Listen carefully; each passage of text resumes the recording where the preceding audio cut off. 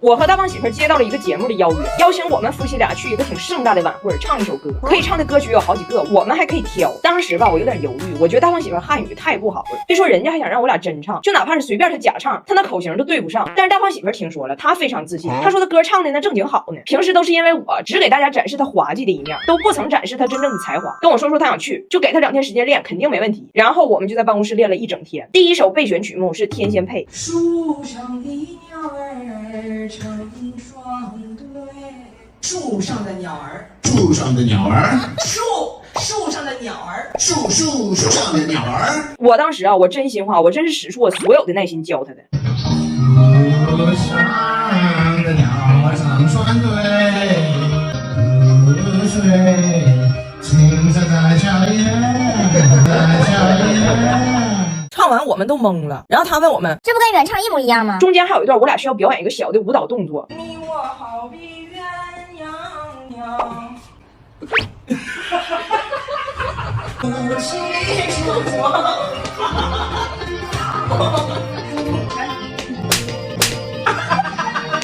人家让我们摆一个夫妻恩爱的黄梅戏造型，但他好像搁那打篮球似的，在那防詹姆斯呢。一双飞，反过去，你老说你防我干啥呀？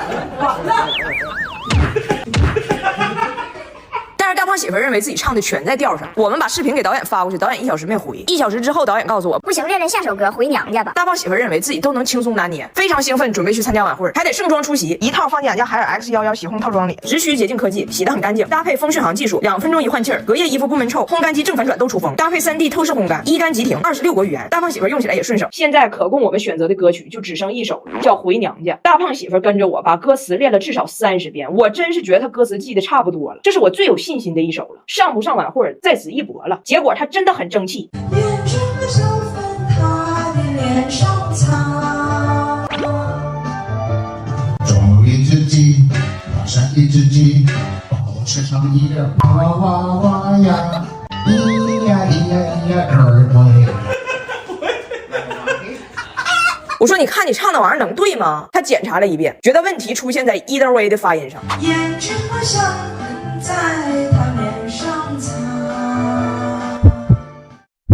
种一只鸡，打上一只鸡，把我吃上一个胖娃娃呀，咿呀咿呀儿喂，咿呀咿呀儿喂。今天咱们就来讲一讲苏格兰男人和他的小歌曲儿。这是一个有故事的男人的味道，也是一个有味道男人的故事。总之是一段妖艳的红尘在坊间传至。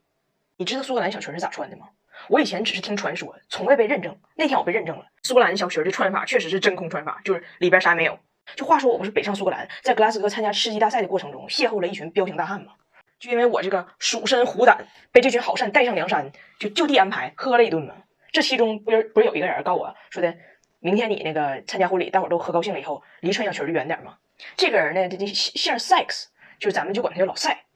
这苏格兰这小裙子虽然看起来很骚气哈，但实际上它的这个材质特别厚实，特别板正，然后做工很精致，对这个材料的要求也非常高，所以它成本比较高。很多年轻人哈，我知道的很多年轻人去参加那个重要场合的时候，他这个小裙都是租的。10年前老赛办婚礼呢，就他这小裙就租的，他的未婚妻也是租的，不是他未婚妻的婚纱也是租的。然后婚礼的头一天，这不单身派对嘛，老赛就领着他这帮狐朋狗友们，这帮傻狍就去吃印度餐去了。为啥我说他傻狍呢？我在重要场合之前从来不吃印度餐。印度餐火焰山，肠中往事一锅端。然后第2天婚礼嘛，婚礼的第1场呢是在教堂，这个非常正式、非常圣洁的这个环节。这环节结束了以后呢，一般都赶第2场，到第2场就开吃开喝，然后就开敬酒，然后就开跳舞。这场就比较欢实的这一场。然后到了第2场以后呢，大伙就开喝嘛。然后这个环节吧，就往往安排这个新郎和新娘跳结婚之后的第1支舞。就这第1支舞往往就是最浪漫的一支舞嘛。我的朋友第2天也跳了，但是他俩这第1支舞让我给毁了。完事说回来啊，完事他俩这个老赛呀，就和他媳妇就要跳这第1支舞，他俩跳的就特别不和谐，你踩我，我踩你的，就跳不好。然后他朋友不知道为啥突然间就起个哄说：“你拉倒吧，老赛，要不然让你媳妇抱你跳吧。”我跟你说，喝到量的人，他身上最大的危险属性是啥呢？就是他不一定突然之间觉得什么事儿有意思。这老赛就是当时到量了嘛，就突然间觉得这个倡议太有意思了。啪嚓一下就过去，抱着媳妇大脖一下给搂住了，然后跳媳妇身上了，给媳妇压坐地下了。他呢，就是之前喝的这啤酒一刮，完再加上他跳他媳妇身上，他媳妇砸地上的这一蹲，再加上大伙儿一群人这一大笑，这个刚结婚2个小时的已婚单人就发生了第一次放纵，就长征往事一波关。之后都发生了啥呢？就具体情景你就可以自己脑补了。那他还跟我撞人，没给我提一个事儿，他朋友给我爆料的，就因为他这个缩短小裙的特殊穿法，就真空穿法嘛，就是菩提本无树，明镜亦非台，本来无一物，何处染尘埃呢？对不？他第2天居然抖了，扑了，这裙子居然退回去了，他不租的吗？押金都拿回来了。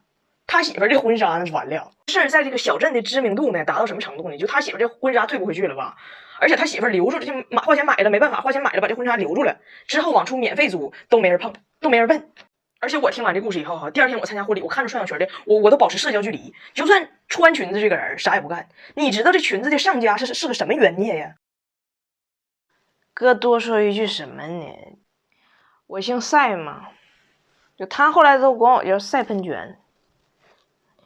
但是我说啥呢？我无所谓，就你嫂子也好啊，你哥也好，就包括你，还有这个加拿大友人，就是这个叫啥妹夫，就包括你俩都算在内。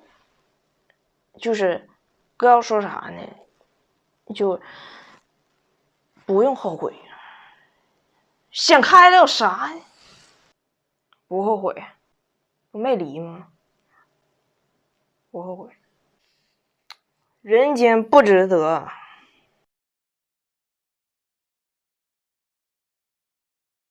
彩玲，干嘛呢？你见王蒙吗？你见王蒙紧张吗？我紧什么张呢？咱说咱也是咱讲话呢，见过世面。冬奥嘛，不冬奥也是我也要上冬奥大项，就上去就属于摘金那种的。就冬眠嘛，我要上冬奥大项，冬眠也是有技术的，上去就是不醒嘛，属于卫冕。我在冬眠这个领域属于就是哈喇能给自己呛死的那种，就是那种也挺厉害。我第一次接触滑雪是一种什么偶然的机会呢？就有一次我在一雪坡上，完我长得小嘛还矮，让我姥爷给我装戳子里了，完一脚就踹下去了，抱着试试看的心理，属于单板。他是属于他一见冰他就来劲儿，那属于冰孩子。我不需要物料，我属于就是不用冰。汗海，走，就是哎呀，你这瞅你紧张的手都直嘚瑟，不就王蒙吗？哎呀妈，走，会，淡定一点。哎呀，我的妈呀，真是的。王老师在哪？哎呀，就是你好，我这个不行了，没事，这我就有点冲突，没事啊。紧什么张呢？咱说咱也是咱讲话呢，见过世面。你说俺家张大铁到底能不能听懂英语？张大铁不会说英语这个事儿，大家已经知道了。但是他到底能不能听懂一些？我现在也懵了。张大铁他听不懂英语的时候吧，很多时候你看不出来，因为他会装英语菜，但是态度好。你看他姐每次批评他的时候，他就听着，从来不顶嘴。Why do you always play？那眼神跟他爸被我批的时候是一模一样的，哎，就那么看着你。我跟你说多少回了？我跟你说多少回了？这好可爱。这爷俩一样，他就是没听懂。2个男人貌似绅士的眼神，背后是一模一样的心理活动。这女的在这说啥呢？但是你说他俩真的啥也听不懂吗？我发现也不是。Natalie, you need to pick me up on my school bus so you can say hello to my friends Nola and Bianca. Natalie, if you come, you can have dumplings, okay? Noodles! What about 韭菜的？韭菜不可以，我是知道。所以你看啊，张大铁和他爸是一样的，他们是选择性的。你说他啥也听不懂吧？还真看这事儿他想不想听？想听的他也能听懂。以前我听过别人说孩子是折射父母的一面镜子，我还不咋信。但是你看张大铁和他姐的相处模式，就能看出来父母给孩子影响有多深。最近温迪回去之后，就一直给我打电话，说他还要来，跟我说还有2个月就进入了2024年，他又升成了新年假，可以立马过来。给大伙儿愁完了，就一直不回他妈信息。温迪就天天给我发，你说我啥时候来？啥时候来？咱们一家人一起步入龙年，步入龙年。所以最近我可有招治大胖媳妇儿，她只要不听话，我就说你不听话，我把你妈叫来，立马好使。我刚搬家，我帮她干活去。可以。你不听话，我给你妈叫，我现在叫。立马就来了，但其实也累不着他。咱家有德尔玛免维护洗涤机 P60 Max， 自动加水排污，自动洗污水箱，完事自动70度5分钟烘干滚刷，还能 APP 远程遥控，全程免维护，拖完放下也不用管，2万帕大吸力，拖地又快又干净，性价比还高。这一招对张大铁更有用。Daddy told us to clean the floor. You do it. 我不会。I will call 奶奶 and 奶奶 will come kiss you. Joey, Donna.